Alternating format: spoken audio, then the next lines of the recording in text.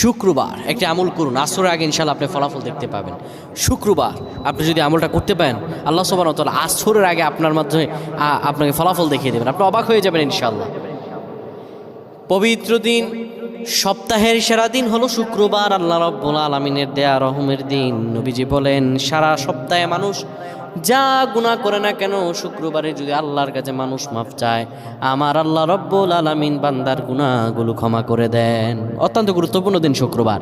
এই যে শুক্রবার আপনি আমলটি করবেন, আসর আগে ইনশাআল্লাহ আপনার ফলাফল পাবেন আপনি যদি আমলটি করতে পারেন।